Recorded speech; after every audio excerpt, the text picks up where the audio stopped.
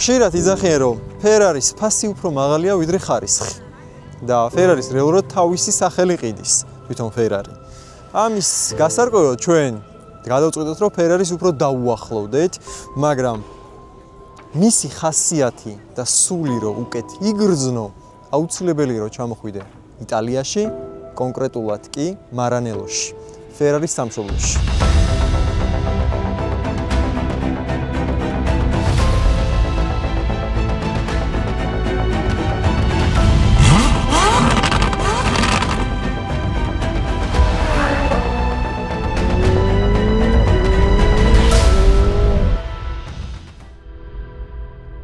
Enzo Ferrari ალბათ ყველას გეცოდინება და თავისი გვარიდან გამომდინარე მიხვდებით, რომ Ferrari მან დააარსა, თუმცა საინტერესო არის ის, რომ Enzo Ferrari საერთოდ არ ქონდა ის იდეა თავიდანვე, რომ შეექმნა ისეთი კომპანია, ანუ Ferrari-ებს გულისხმობ, რომელიც იქნებოდა ორიენტირებული გაყიდვებზე. თავარი თემა Ferraris იყო ის, რომ თვითონაც მრბოლელი იყო, მაგრად ევასებოდა ტრეკზე სიარული, ევასებოდა ძალიან სწრაფი მანქანები და თავარი იდეა იყო, რომ შეექმნა ისეთი ავტომობილი, რომელიც იქნებოდა გამარჯვებაზე ორიენტირებული და ყოველთვის გაიმარჯვებდა რა. გაყიდვები Enzo Ferrari-მ დაიწყო იმის გამო, უბრალოდ რომ რბოლაში მონაწილეობა გაიგრძელებინა. Ferraris მთავარი ფილოსოფია ძალიან მარტივია: ემოცია, სტატუსი და დიზაინი. Ferraris პოპულარობა მოუტანა რეალურად გამარჯვებებმა, იმიტომ რომ მართლა ერთ-ერთი საუკეთესო იყო თავის ხასიათში და სხვათა შორის ამით გამოიხატებოდა კომპანიის სიჯიუტე და ტექნიკური სიძლიერე.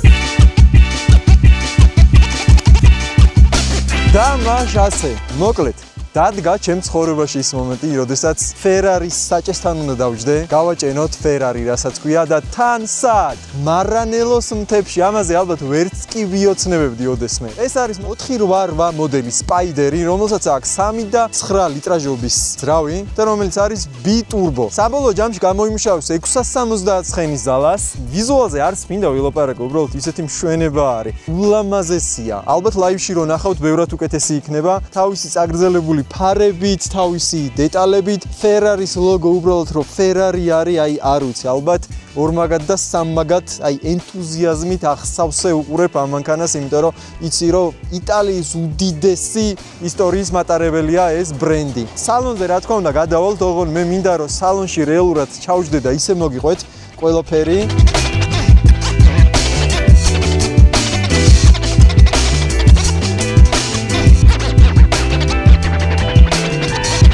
რითი უნდა დავიწყოთ Ferraris ტესტი? რა თქმა უნდა, ხმით. ეხლა პირდაპირ ჩავჯდეთ, დავქოქოთ და ცოტათი ავახმაუროთ Maranellos მთები.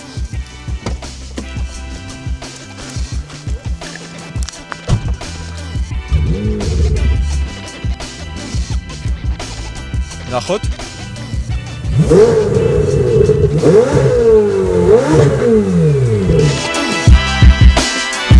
შეგახსენებთ, რომ ჩვენი არხის მხარდამჭერია კომპანია Socari. როგორც გავიგე, სხვათა შორის აქ ტესტავენ ძალიან ბევრ Ferraris, აი ამ გზებში, იტალიის მთებში და ყოველთვის რაღაც სენტიმენტალური იყო ხოლმე ჩემთვის იაპონური მთები, სადაც ტესტავდნენ ძველ იაპონურ მანქანებს, მაგრამ იტალიაში თურმე მსგავსი რაღაცები ხდება. და წარმოიდგინე უბრალოდ აქ Ferraris ტესტერი რო ხარ, აი ამ გზებზე და ბოლომდე აწურინე. მოკლედ ეს Ferrari 0-დან 100-მდე ჩქარდება 3 წამში. რა შეგრძნებები იქნება უბრალოდ აი სიამოვნებით გავტესტავდი ამას რუსთავის საერთაშორისო ავტოდრომზე. სხვათა შორის იტალიაშიც არ ქონიათ იდეალური გზები როგორც საქართველოში. თიანეთის გზას გავს სხვათა შორის ეს ძალიან. ცოტა ნესტიანია ტრასა, ეხა მაინდა-მაინც ვერ უთამამდები, იმიტომ რომ აქ რაც Ferrari ღირს შტრაფს გამოგიწერენ 3-ჯერ მეტს. მაგაში დარწმუნებული ვარ. იმდენად სპორტულია ეს Ferrari წარმოიდგინე turbo როდის გადის დადებით ბუსზე, ანუ ბუსზე როდის გადის ზოგადად ყველაფერი იგრძნობა რა. თავიდან არის ჩუმი, ჩვეულებრივი ტიპია და როგორც კი აი რაღაცა მე მგონი რაღაც დაახლოებით 2800 3000 ბრუნს როგორც კი გაცდება მერე გადის turbo დადებით ბუსზე, სხვა შორის ორი turbo უყენია ამას 8 ცილინდრიანია, ერთი turbo ექნება მარცხნივ, მეორე მარჯვნივ და მაგ ყველაფერს გძნობდა თან ისვენ, იმიტომ რომ გამშვების სისტემა ძალიან სპორტული აქვს. და ანუ ეგ კიდე ცალკე кайფია ამ ყველაფრის. Ferrari ხო თავიდან იდეაში იყო არა ქალაქის მანქანა, არამედ სპორტული ბოლიდი იყო. და ეგ ხაზი არა აქვს დაკარგული, ანუ იგრძნობა ეს ყველაფერი როგორ მუშაობს. ზად შემხვდა ქარხანა, რომლის ზეცას ვიყენებ ყველა ჩემ პროექტში უკვე დიდი ხანია.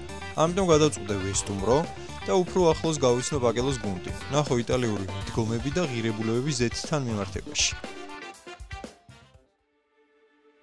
სინამდვილეში პაკელოს დასახელებას ალბათ ბევრს გვარი გეგონათ, მაგრამ ძალიან საყვარელი ისტორია აქვს, როგორც შეიქმნა. იყო ესეთი ადამიანი იტალო რინო პოლაკო, ყურადღება მიაქცია იმას, რომ პოლაკო არის გვარად.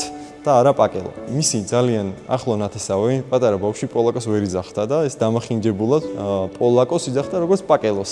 და მერე უკვე წამოვიდა იდეა, რომ მოდი ამ კომპანიას პაკელო დაერქვას და არა პოლაკო და აი ესე შეიქმნა. ჯერ 30-იან წლებში როგორც იხარი ლოკალურ ბაზარს ამარაგებ. დაახლოებით 1960 წლიდან უკვე ჩამოყალიბდა როგორც ქარხანა და იმაზეც დაიწყეს ფიქრი, რომ ექსპორტზე ხო არ გაგვეტანა და ასე შემდეგ. და გეცოდინებათ, რომ იტალიაში მაგ წლებში იყო სარბოლო თემების უზარმაზარი კულტი და ყველას უნდოდა რომ თავი გამოეჩინა ამ თემაში და რა თქმა უნდა პაკელოც იყო ამ რეისინგ სერიებში ჩართული და ფორმულა 1, ფორმულა 2, ძალიან ბევრი GT სერია რაც იყო სარბოლო GT სერიები რაც იყო Ferrari და სხვადასხვა მოდელებში ის ხმებოდა პაკელო. და ძალიან ბევრი წარმატებაც აქვს სხვათა შორის ამ მიმართულებით. რა იქ არის მთელი ისტორია პაკელოს სტიკერები Ferrari-ზე, Maserati-ზე და ძალიან ბევრი იტალიურ ბრენდზე, რომელიც ძალიან ცნობილია და ძალიან ბევრი წარმატება აქვს იტალიურ სერიებში და არა მარტო იტალიურ სერიებში. ჩემთვის როგორც ნორბოლელისთვის ყველაზე მნიშვნელოვანი არის ქარხნის ლაბორატორია, სადაც იღებენ ფორმულებს და სადაც განსაზღვრავენ ზეთის ხარისხს. რამდენად გამძლეა, რამდენად შეესაბამება დატვირთვებს და რამდენად მუშაობს სპორტულ ძრავებში. მიღებულ პროდუქტს ამ ლაბორატორიაში ამოწმებენ და ნახულობენ კონკრეტულად ის ქიმიური შემადგენლობა, რაც იდეაში იყო თავიდან, რაც ჩანაფიქრი იყო რა, ეგ მიიღეს თუ არ მიიღეს რა. აქ არის ძალიან ბევრი ესეთი ძვირადღირებული ინსტრუმენტი, სხვათა შორის, რასაც მე ალბათ ყველაფერს ვერ აგიხსნით, მაგრამ ალბათ ერთ-ერთ ყველაზე საინტერესო რაღაცას გაჩვენებს, ამო. აი, აქ არის სტრესის ტესტი რო გააკეთონ და ნახულობენ როგორ იქცევა ზეთი რა, ეს ყველაფერი მთელი ინფორმაცია შედის მერე კომპიუტერში, აქ ილექება და ნახულობენ, ანუ გამოვიდა ის, არ გამოვიდა, მიიღეს თუ არა, გამძლე ზეთი, ასე ვთქვათ და ამას არაკეთებენ სხვა ქარხნებში და ვიღაცის, ანუ მთავარი მუღამი არის ის, რომ ყველაფერი კეთდება აქ. ჩვენი შემდეგი ლოკაცია არის ადგილი, სადაც რეზერვუარებში ნახავენ ზეთს. რა თქმა უნდა, ოჟანგავი ფოლოდის რეზერვუარებს ხმარობენ ზეთის შესანახად, მაგრამ ძალიან გასაკვირი იყო ის, რომ უჟანგავი ფოლოდის ხარისხი შეესაბამება იმ უმაღლეს სტანდარტებს, რომელსაც იტალიელები ხმარობენ ღვინის შესანახად. ამას თვითმფრინავში არ ამატანინებენ ვითომ ხელბარგად? თუ თქვენც გადაწყვეტეთ, როგორც იტალიურმა ცნობილმა ავტომწარმოებელმა ქარხნებმა პაკელოს ნდობა, შეგახსენებთ, რომ პაკელოს ოფიციალური პარტნიორი საქართველოში არის STUZ Motors. ჩვენი ახალი მეგობარი კომპანიის შესახებ თუ არ იცი გეტყვი, ეს არის coinmania.gr, სადაც შეგიძლია კრიპტოსაფულესთან დაკავშირებით ნებისმიერი ოპერაცია, ანუ კრიპტოსაფულის გამოყენება თუ გინდა რომელიმე კრიპტოს შესანახად, ან თუ გინდა მაგალითად რამე coin-ის შეძენა, ძირითადი coin-ები რაც არის ყველაფერი აქვს და ასევე კრიპტოსამყაროს შესახებ თუ რამე დაგაინტერესებთ, საიზეთ ჩატს მიმართოთ, ყველაფერში მოგეხმარებიან სასურველი ოპერაციების განხორციელებაში.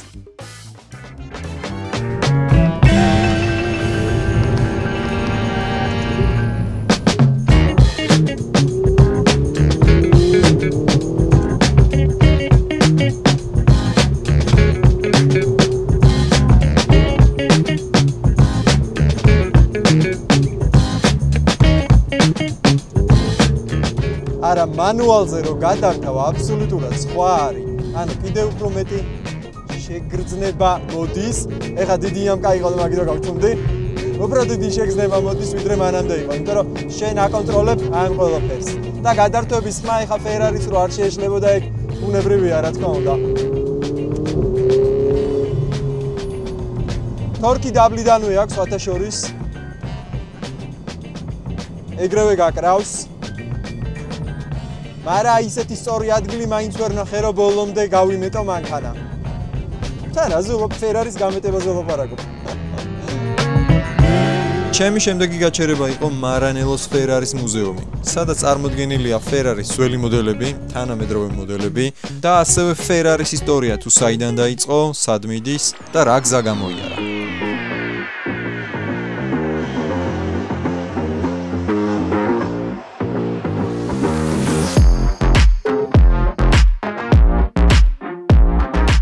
მოკლედ ეს არის 2024 წლის SF90-ია თუ არ ვწდები. ცა შევხედოთ. სხვათა შორის თბილისშიც ყავს ესეთი კარბონის დეტალებით არის, ანუ მანქანა არ არის რა, სხვა სამყარო არის რა. სხვათა შორის იქით არის კარბონის კუზაო ერთი, მთლიანად, რომელიც ტექნიკურად საინტერესოა როგორ არის აგებული. ამ მთლიანად კარბონი არ არის, ეხა ნაწილი კარბონია, მაგრამ ხშირ შემთხვევაში რო არის ხოლმე რკინისგან გაკეთებული ჩვეულებრივ მანქანებში რა, Ferrari-მ გადაწყვეტა რომ მაქსიმალურად სუბუქი რო იყოს რა, ბევრი კარბონის ნაწილი ჩააქცოვა რა. მე ვიცი სხვათა შორის ერთი ბრენდი რომელიც მთლიანად კარბონისგან აკეთებს მანქანებს. ეხა არ შევადარებ უბრალოდ. თუმცა ძალიან ცნობილი ბრენდია და ერთ-ერთი კონკურენტია Ferrari-s. ეს არის უკვე ჰიბრიდული ვერსიები, იმიტომ რომ ელექტროძრავის არის შიგნით ჩაშენებული. აი აქ დაინახავ და საბოლოო ჯამში ანუ ჰიბრიდული და შიდაწვის ძრავი და ელექტროძრავი ერთად მუშაობენ და თანამედროვე სისტემები უკვე ეგრეა რა და საბოლოოდ ძალიან მაგარ შედეგს იღებენ. მოდი ერთი უკიდანაც შევხედოთ. მე წარმომიდგენია დამტრეული Ferrari რო იყიდო აი ესეთი უბრალოდ შიდა ჩარჩოები რაც არის რა იღირება ფასი აი სასწაულია. ეხლა რომ დავაცემინ და შინით ჩავარდე და ახლობით $90,000 დაგვიჯდება ეს ყველაფერი. თავისუფალი ადგილი აღარ არის დარჩენილი რა. აი ეგ არის შიდაწვის ძრავი, განთავსებული თავისი გამონაბოლქვის სისტემით და მთლიანი, ნახე აი პროსტ უბრალოდ რა პატარა მანქანა და რამდენად გადატვირთულია ყველაფერი რა. საბურავების ზომაზე იღადავე და საინტერესო კიდე რაც არის, მოდი აქედან დაგანახო. ეს არის 3D პრინტერით გაკეთებული კუზაოს დეტალები, სავალი ნაწილი რა, რომელიც უკვე ბოლო წლებში ხშირად გამოიყენება საავტომობილო თემებში. აი, ნახე, აი, ეგრევე მიხვდები, რომელზეა საუბარი რა. და უკვე იდეაში რო დააპროექტებ რაღაცას ინდივიდუალურად შეგიძლია შექმნა რაღაც დეტალები, პირდაპირ უბრალოდ ერთი ღილაკით ჩამოასხა, ასე ვთქვათ, და მიიღო ის, რაც გინდა. და იმენა მთლიანად სარბოლო მოდელია რა. სხვათა შორის Enzo Ferrari-s თავარი იდეები რაც იყო, მაგ სტილს მიუყვება Ferrari-s ეს მოდელები. აი, აქ არის უკვე ახსნილი, აქ ელექტროძრავები, გადაცემათა კოლოფი და შიდაწვის ძრავი ერთმანეთთან როგორ ურთიერთქმედებს. და სქემა არის დახატული რა, ანუ სად რა შედის და როგორ ნაწილდება ძრავი.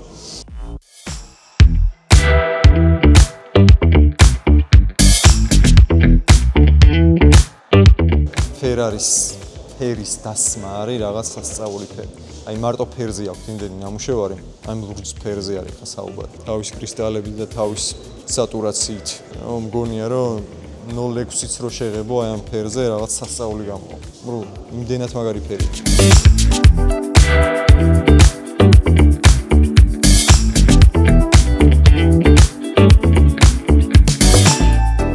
ვიდეოში შევადღე რომ ბავშვით მიხარია ყველაფერს და თითით ვაჩვენებ, თუმცა Ferrari-s ისტორიაში მართლა განსაკუთრებული აურაა, მთელი ისტორია და ძველი ექსპონატებია, სხვათა შორის ძველი ჩაფხუტებია, ძველი დეტალებია მრბოლელების და აი ხა ზუსტად იმ ადგილს მივადგებით.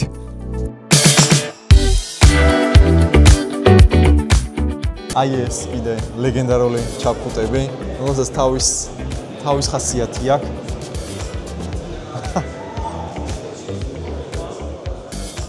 თან კარგი რა არის, იცი? ყველა არის აბსოლუტურად რეალური რა. აი მას შეხედე. ანუ ზემოდან რაღაც სკოჩივითაა დაკრული, ანუ რეალურად რბოლებში მონაწილეობდა ეს შაფხუტი რა. და ყველას თავისი ისტორია ექნება. ნიკი ლაუდის შაფხუტი, აი აქ, რომელიც ახლა გახუნებულია უკვე, იმიტომ რომ ნიკი ლაუდა ხმარობდა ოდესაც ამით დადიოდა. აქეთ უკვე თანამედროვე სტილის შუმახერის ჩაფხუტი, თავის რეკლამებით, Marlboro-s ლეგენდარული რეკლამით, Schumacher-ის ბოლიდი აქ არის სასწაული და ალბათ მოგებულით ასე. ეს რა რუჟა, просто ამას შეხედე. ტრეკამდე სულ ცოტა გვაკლია, ეხა მაღაზიებში გადავალთ, კროკო იქნებ იყოს სადღაც. შოკოლადის კროკოები რო წამომეღო. არა ტრეკზე როგორ გაასწავლეს, არ მეგინე. ჩემ შემდეგი ლოკაცია კი არის ბავშვობის თამაშების ერთ-ერთი ყველაზე მაგარი ადგილი. ეს არის მუზას ტრეკი.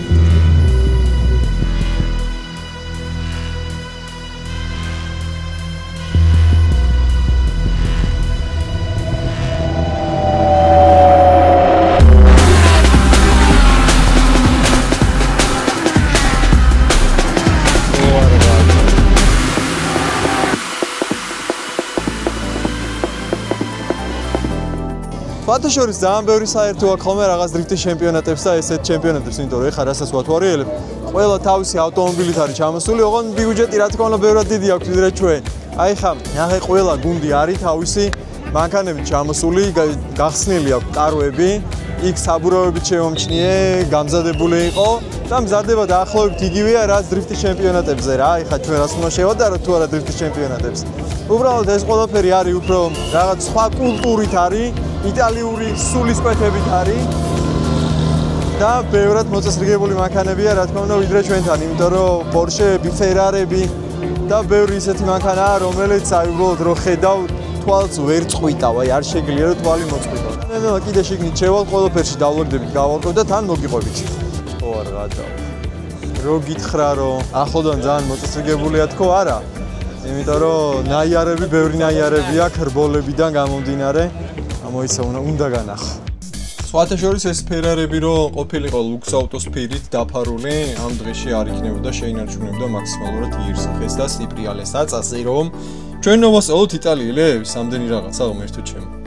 გადუგულია მთლიანად და მაგრად მევასება რა ესეთ თემები რა. წარმოიდგინე Ferrari რო ყავს და აი, ნახე. მე ძალიან გამიმართლა და ჩაწყობით და ნაცნობობით Ferrari-s გუნდმა მიმიღო. თავისი ბოლიდი მანახეს, ამიხსნეს რატო ხმარობენ პაკელოს ზეთს, რა გადაცემათა კოლოფი უყენიათ, რა ძრავი უყენიათ, რა მოდიფიკაციები უყენიათ. თავიდანვე გამაფრთხილა სიმართლე გითხრა, რომ ყველაფერს ვერ დაიმახსოვრებო, მაგრამ დასაფასებელია, რომ ყველა ნიუანსის ტექნიკურად ახსნას ცდილობდა სიღრმისეულად. ნახე, ჩვენ რო გვაქვს ხოლმე მიდგომები რა, მანქანებზე სწრაფი ჩამხსნელები, რომ სასერვისო ძალიან მარტივი იყოს, ზუსტად იგივე მიდგომები აქვთ აქ. ეგ არის და ეგ, მოკლედ რამოდენიმე წუთში ხა ეს მანქანა უნდა ააწყონ და всё, უნდა გავიდეს რბოლაზე. ძალიან საინტერესო რაღაც აღმოაჩინე Monza-ში, ტრეკზე. მიუხედავად იმისა, რომ პარკინგზე დაახლოებით 600-700 მანქანა იყენა და VIP ადგილებში კიდე დაახლოებით 100-150, ანუ უამრავი ხალხი იყო მოსული, ხალხის უდიდესი ნაწილი არ ესწრებოდა უშუალოდ რბოლას, რაც ნიშნავს იმას, რომ ხალხს უფრო აინტერესებს მანქანებთან ახლო შეხება, პილოტების გაცნობა, ქაური ატმოსფეროს შეგრძნება და გართობა. და ვფიქრობ, რომ ჩვენც შეგვიძლია რაღაცები გავითვალისწინოთ და ხალხს უფრო მეტად ხელი შეუწყოთ საქართველოში, რომ ავტოკულტურას ამ გზით დაუახლოვდეს. ძალიან Porsche-ების, ან Ferrari-s, ან Lambo-s, აი Pagani-ზე ვერ დაკვირდები ხა რა. მაგრამ ნებისმიერი ამ ავტომობილის ჩამოყვანა თუ გინდა, ხო იცი ვისაც უნდა მიმართო? ხო ავტოიმპორტ შეგვიძლია მიმართო, არჩიოთ ერთად კორეაში ან ამერიკაში და არჩევის შემდეგ უკვე ჩამოგიყვანენ და მოგიყვანენ ავტომობილს. ეს ჩემმა თვალებმა რა დაინახა, просто ამას შეხედე.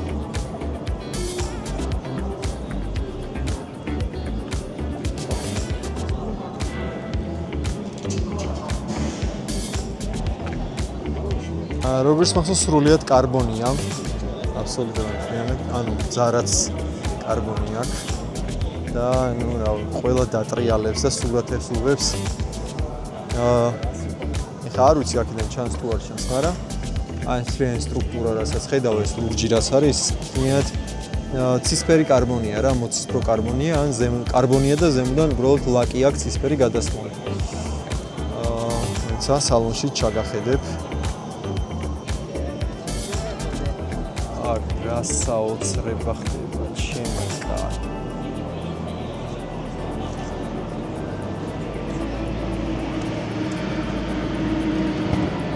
ხო არ გადავა.